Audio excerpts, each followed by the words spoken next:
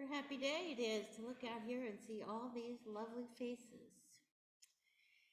My words for gathering in are a reminder, in case you needed one, that today is September 11th. 21 years ago, an unbelievable amount of time has gone by. We all remember where we were and what we were doing, unable to believe our own eyes. September 11th, 2001 brought us into a new understanding of ourselves as Americans and of our place in the world. The ensuing war in Iraq taught us even more. Today, we commemorate those lives lost, as well as to celebrate our return to the church year. The UU principles I'll talk about today are those that affirm our roles in the here and now in a faith lived in benefit of one another. Good morning and welcome to our service. My name is Sharon Buzzard and I am the lay minister for this congregation. I'm honored to be leading the service today. At the organ we have Stephen Schwinkman, who's filling in for Carol. We send Carol many well wishes and much love. Ooh, nice. Our faith affirms and promotes the 7 principles, grounded in the humanistic teachings of the world's religions. Our spirituality draws from scripture and science, nature and philosophy, personal experience and ancient tradition. We seek to listen deeply and act with love towards each other as we share our thoughts, ask our questions, search together. Our faith is lived in deeds and here and now. We welcome you today as a member or a guest, both in person and online. Let's turn our attention to the lighting of the chalice. Flame within the chalice is a symbol of our Unitarian tradition. We share this flame as a bond with our fellow congregations around the world. The flame is a symbol of the Unitarian tradition. We light the chalice that, like our faith, stands open to receive new truths and to signify that we are entering a sacred space. Please join me in the reading of the chalice lighting words as seen in your program or on the screen.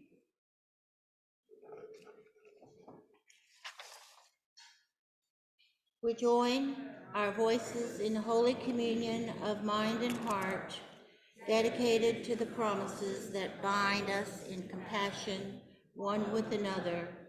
In this hour, we light the flame that signals our intention to find the sacred in every living thing. As is our tradition, and in the spirit of service and caring community, let's recite our affirmation of faith, which is seen on the screen and in your program.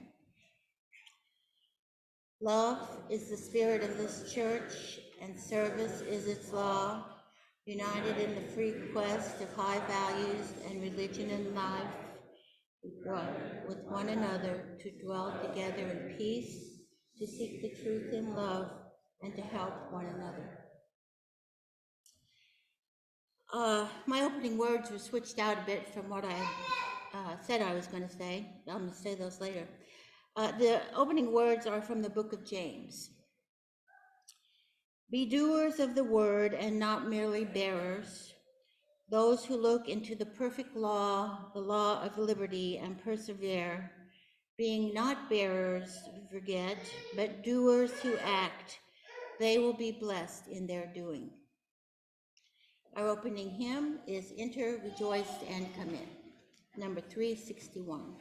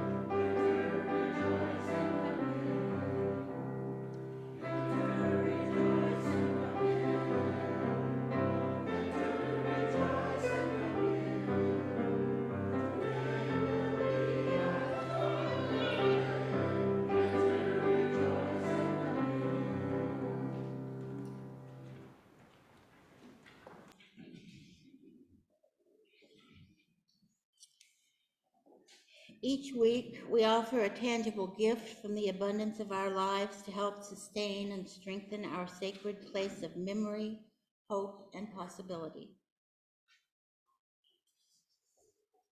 Could my offering bearers come forth? Thank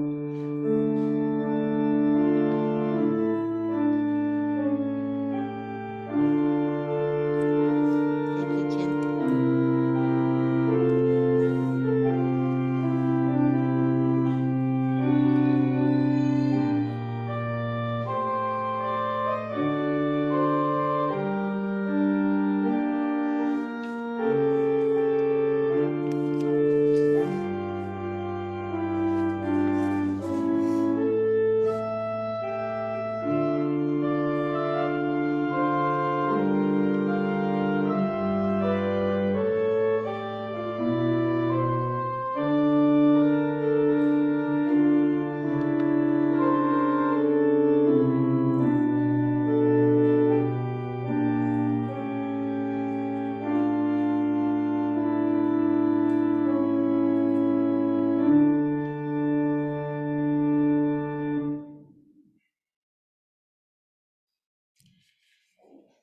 Thank you, everyone who gives to the church in this way and in others. Now, my reading for the service. Part of our service today will be our water communion, because so many of us have come to Unitarianism from childhood in the traditional Christian denomination. In that faith, you know that the idea is that people are symbolically consuming the blood and the body of Christ. In the spirit of a broader notion of communion, I've chosen one of my favorite poems for the opening words. It's called Testimony by Stephen Dunn.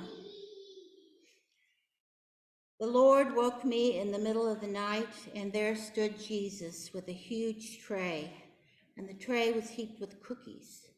And he said, "Stephen, have a cookie." And that's when I knew for sure the Lord is the real deal, the man of all men, because at that very moment I was thinking of cookies, vanilla wafers, to be exact. And there were 2 vanilla wafers in among the chocolate chips and the lemon ices. And one had a big S on it, and I knew it was for me. And Jesus took it off the tray and put it in my mouth, and as if he were giving me communication, or whatever you call it. And then he said, "Have another." And I tell you, I thought for a long time before I refused, because I knew it was a test to see if I was a Christian, which means a man like Christ or a big old hog. I love that poem. Our communion together is a coming together of people. Today, with great joy, we commune after summer way. We celebrate our new church year with the water communion. Imagine water trickling down streams, streams flowing into rivers, rivers opening out into sea. The joining together seems to make each more than it was along its way. As our lives flow together, we take refreshment from being with one another, and we know that when we're here together, we are surer of our goals. We are in a place of trust, of care, of understanding. It is a place of peace that is special in this place, our sanctuary. And as an aside, I invite you to give the sanctuary the white glove treatment, because Steve, Mary Beth, and I went over the pews with rags yesterday. So our sanctuary is not only dust-free, but it is a place of holiness, a space of beauty, history, and its echoes offer us renewal that sustain us through the weeks. Our water communion is not a contest to see who's traveled the farthest or had the most exotic vacation. Rather, I invite you to think about and to share how the water, real or symbolic, means something to you. If you traveled or if you did as I did, stood in my own backyard and wished for not at all symbolic rain, it matters not.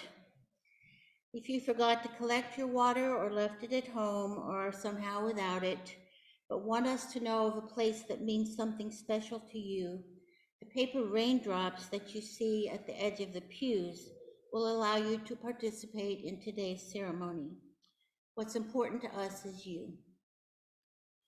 If you are new to our community, we hope that your sense of belonging begins now. We'll hear first from those in the sanctuary and then later from the Zoomsters. First, I've asked Stephen to play a special song to allow us a few moments of reflection as we prepare for our water communion.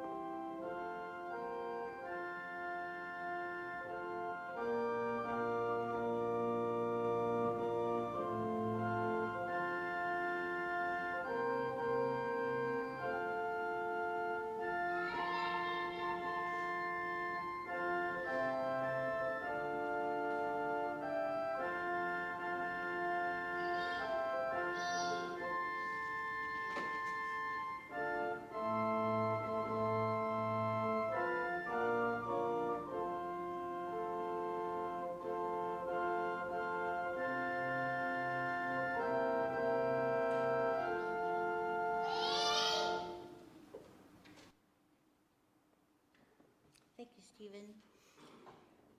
I want to say that the beautiful vase that is going to collect our water is a gift to the church from Libby Haggard and Lynn Mercurio, who were longtime members here and now live in Door County, Wisconsin. So this is a very special vessel indeed. Could you now, as you incline, come forth and share your water communion with us?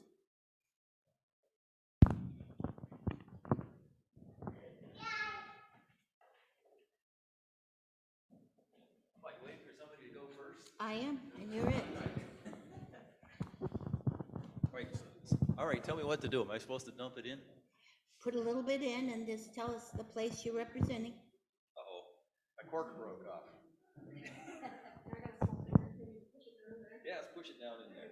Push it down later. There, all right. So, I excavated the cistern at my house in town this summer. This bottle from the Hannibal Brewing Company came out of the cistern, and this water is on its way into the cistern from my rain gutters. And this is a really special thing to me. It's living water from the sky that will be used to irrigate my wonderful gardens next year.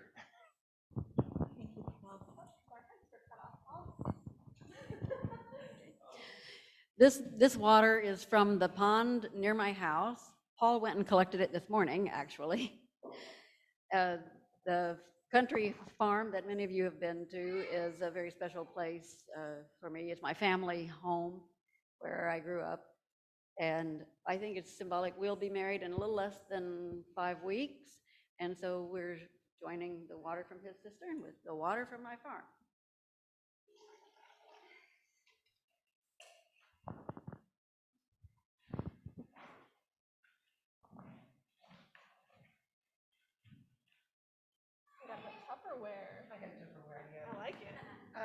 This is from a Minnesota resort called Strawberry Lakes.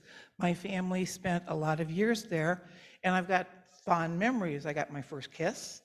I learned how to water ski, and 55 years later, the resort children who are my age are still friends of mine.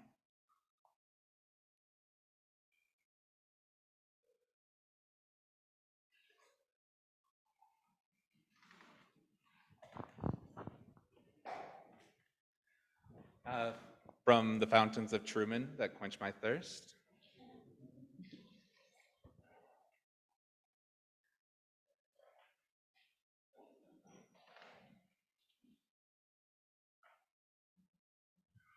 This is water from the Boundary Waters where I was with 2 of my sons and 2 of my brothers in the last week. It was kind of a celebration of our significant birthdays.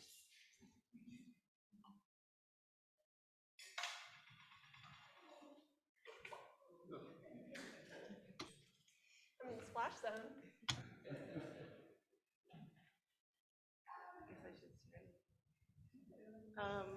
My water comes from the lakes of Minnesota. I've just returned. I grew up on a lake in northern Minnesota, so it's special water to me. And also the river, Hudson River, the streams and mountains of the Catskills that I was to earlier this summer. So water symbolizes to me one of the essential cleansing and beautiful things that we have in our lives that we pretty much take for granted, right? But we can't anymore.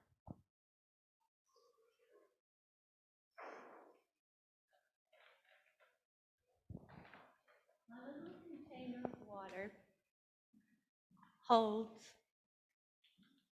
a little package of Folgers coffee crystals. You can't make coffee without water. And I love coffee.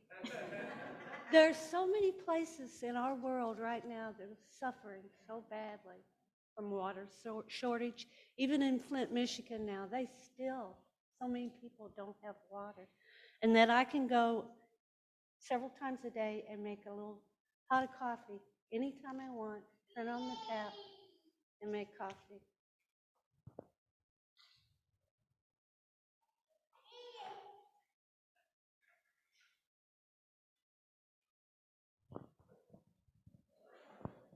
Excuse me. This is water from an artesian well on the banks or near the banks of the Jacks Fork River in southern Missouri, which means a lot to us as a family because we have floated the streams and rivers of the Ozarks for going on 50 years or so by now.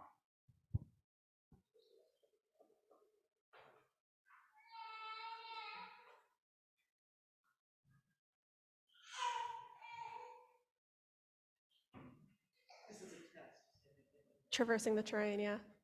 This is water from my maternal great-grandmother's well, and this well would have been dug sometime in the 1930s. They had another well, but it went dry in the 1930s, and this is the new well.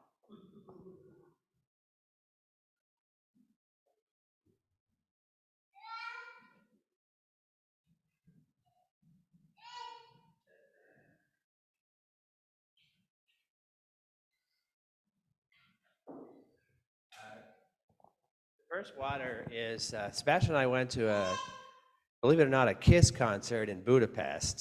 So this is water from the Danube. But the most important water, definitely in the summer, we now have a house in Romania. We have a backyard and we have a swimming pool. So you're all welcome. It's great to have a swimming pool in the summer. So.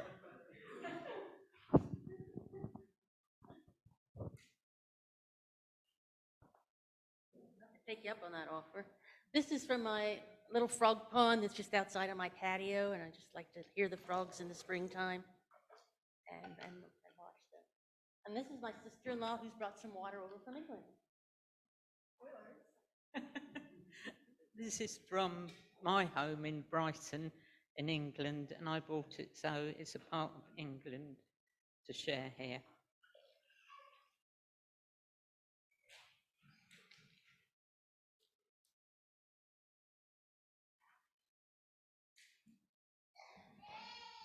The water is symbolic, but the containers are not. This is from my parakeet's cage, and he just died 3 weeks ago. And he was a favorite of the family. So this is his water dish for Bricker, named after a saxophonist. And this water is contained in a glass I got 51 years ago. And my husband gave it to me when we were courting and at the University of Rochester. And I have water in it because this week we celebrate our 50th anniversary.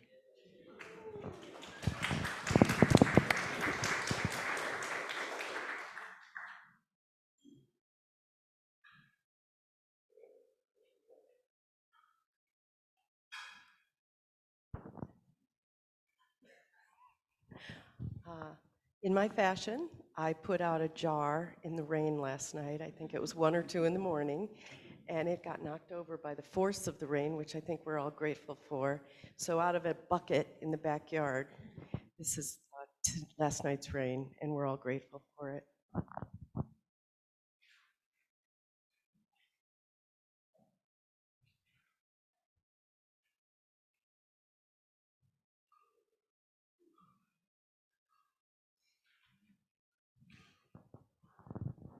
So I have a couple ways I could picture this, but you notice it's a plastic bad guy bottle.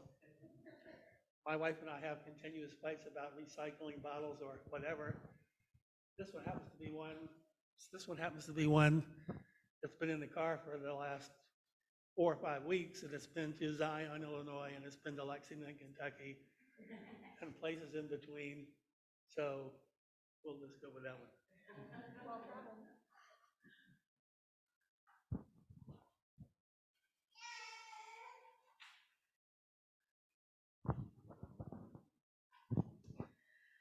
This morning I watched some of the commemoration of the 9/11, and I saw all people from all walks of life, and I wept because of the deeper lack of humanity and being kind to one another that seems to be absent. And as I came in here, this dear lady is a total stranger, shared some of this with me, and this is a symbol of her oneness and kindness.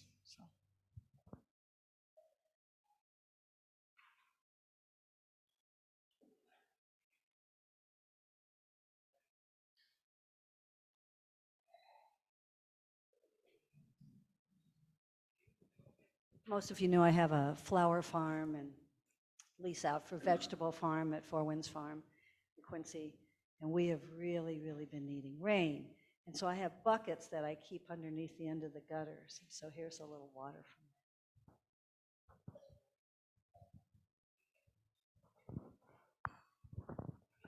This water is from the tap in my kitchen. I took it this morning, and as I was taking it, I thought of all the people out west, Colorado, Nevada, San Francisco.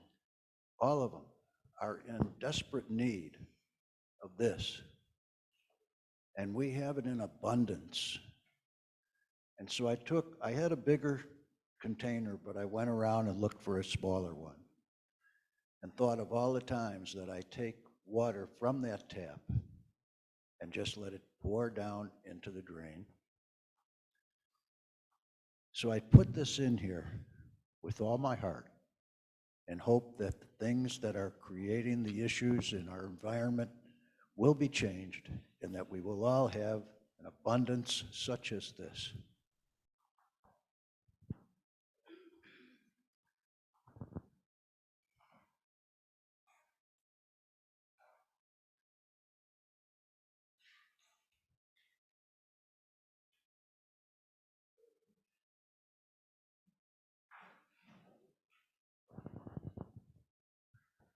I also brought water from my tap. It is my first home and therefore very, very, very exciting and meaningful to me. And, you know, I don't drink the water from the tap, but I was happy to be able to bring a piece of my home to share. I'm new to Quincy and new to the church, and very glad to see everybody today. Well, to have you here.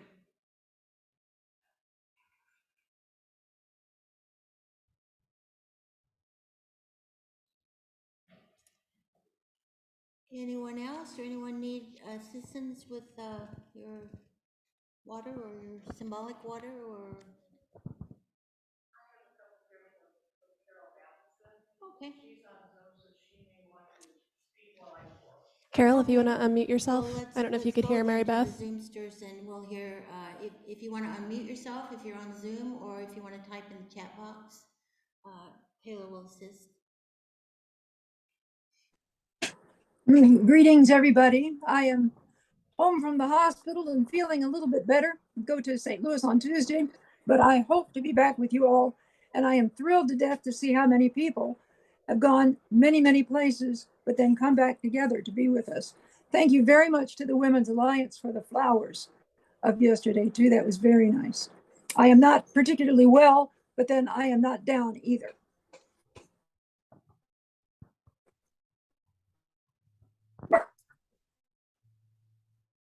Yeah, my symbolic water is from all over the place where I have had to use it in order to try to restore health, knowing that it's a combination of things which includes water.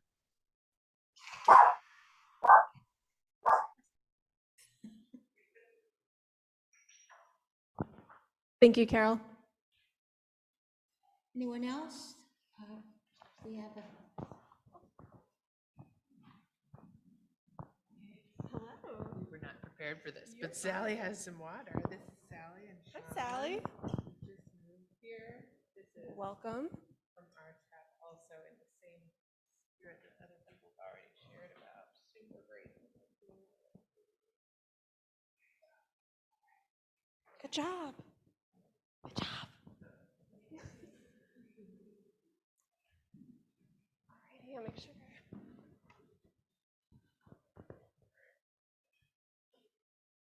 I do have one in the chat here.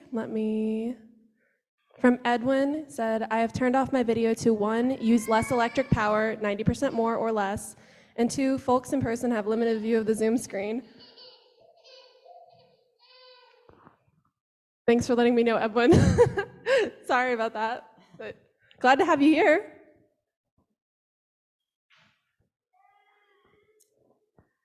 Our coming together after the summer is symbolized by the water in our vessel. This water will go outside to nourish one of our memorial trees. We bring life-giving water not only to honor the memories of others, but to show our reverence for the natural world. One tree, the largest cherry out here, is a memorial to Andrew Matheson, Carol and Bob's son, and it was a gift from his godparents, John and Jean Sperry. And the other, the Canadian red cherry, was a gift in 1999 from Sandy and Ted Morrison.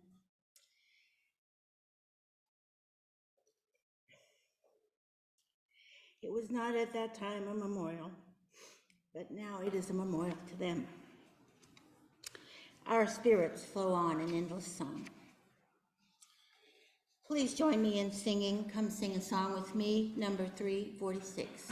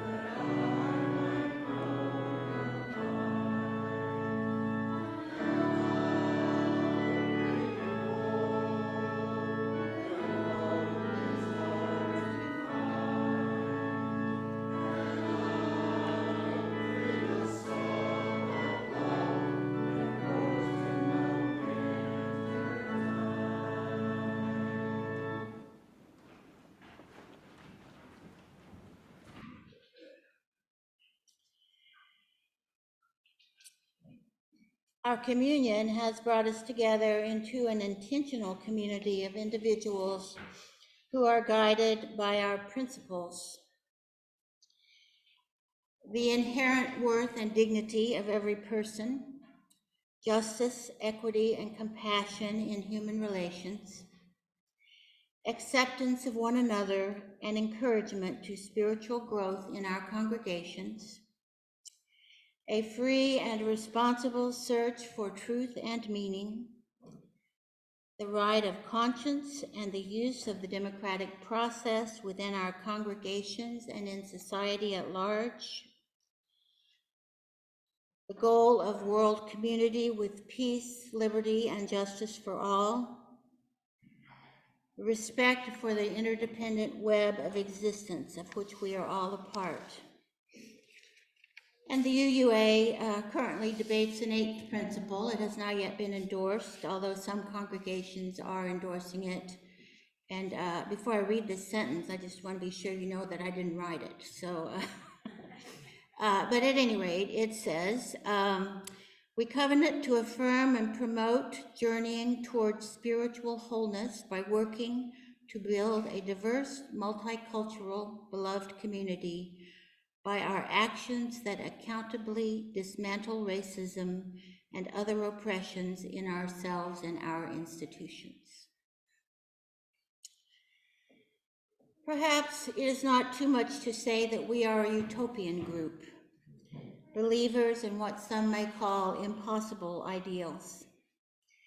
That very word, utopian, has become synonymous with a foolish belief in what's impossible and is signaled by a change in terminology, more frequently now referred to as an intentional community. For some, utopian experiments in their idealism was the seeds of destruction.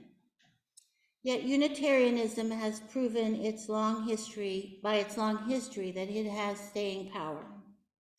And our church in Quincy has for a long, long time been a beacon of liberal thinking, open-mindedness, and a place where all are welcome in their search. We are made stronger when we know that we have companions, a community of like souls on the journey. We moved to Quincy in 1992, and Steve and I began then as newcomers to the church.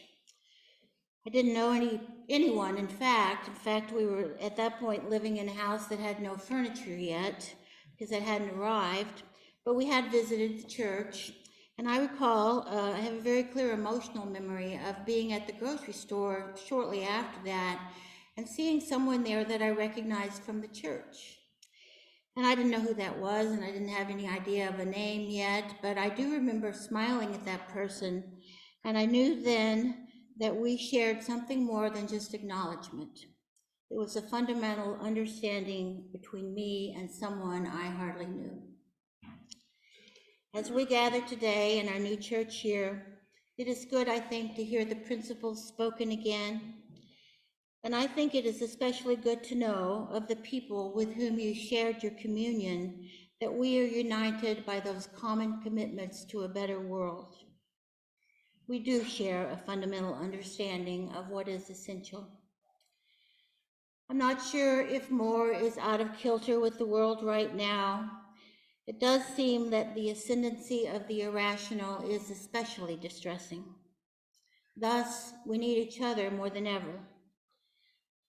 I am willing to bet that there isn't a day that goes by that we, in our own ways, don't model at least one of our principles. Whether it is packing backpacks, working on city commissions to help the underserved, serving on the school board, filling food pantries with food, volunteering, writing birthday cards, or tending to the beauty of the natural world. Those and other touchstones are there. Our work may sometimes seem quiet and small and slow. I heard a recent archival interview on Fresh Air with Pete Seeger, who many of you know is a folk singer and longtime union activist. He said, heaven doesn't come all at once, but in little bits at a time. So our work, a work in progress, I think you could say, continues, perhaps in little bits at a time. Formal beginning of the new church year, we reaffirm our goals and our principles. As someone who spent most of my life in the classroom, on one side of the desk or the other, I'm always excited at the beginning of the new school year. New pencils, new notebooks, new classrooms. We come here together to learn also. The new church year brings new ministers. Steve and I look forward to being with you more often this year. We look forward to thinking with you about some of the complications in the lives we lead. There's plenty to talk over. And we look forward to further discussions of how our principles can guide us. But today, communion is reason enough for celebration. When we are together, the work seems easier, the way looks clearer, and the flow gets stronger.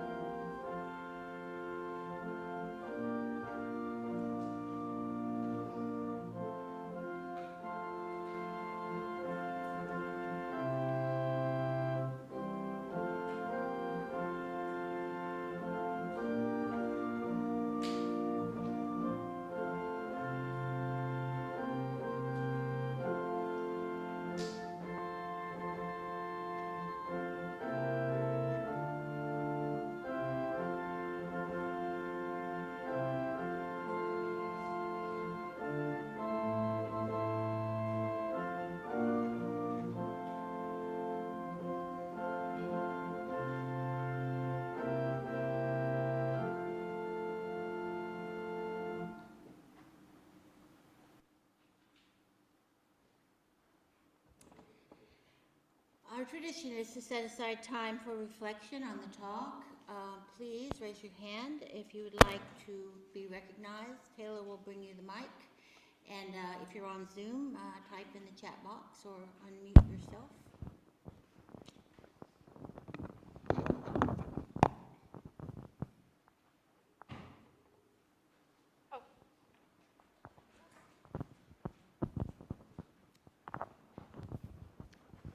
Sharon, I just want to thank you and Steve for taking on this, well, I was going to say task, but certainly not a task. It's a blessing that you're taking on for us. It's been a long summer, and I look forward to what you've said today and continue to be inspired by that through the coming year. Thank you.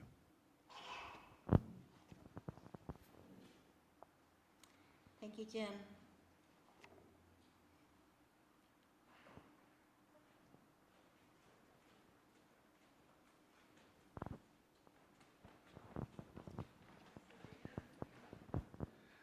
I have to head back up to Kirksville here pretty soon for a meeting, but I just wanted to say this church for the last several years has been my safety, my utopian, and I'm off starting my second year of school. We're about a quarter way through the first semester, and it's because of this place and you all, and I love you all so much.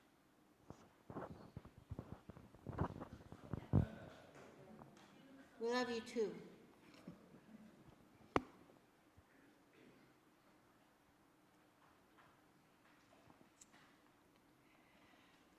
Well, it was a delight to have everyone share where they had been and the places that mean so much, and it is a wonderful feeling to know that we are back together again.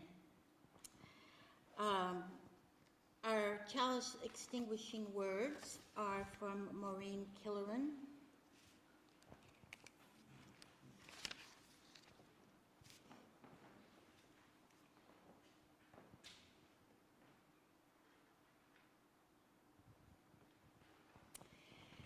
We extinguish this chalice flame, daring to carry forward the vision of this free faith, that freedom and reason and justice will one day prevail in this nation and across the earth.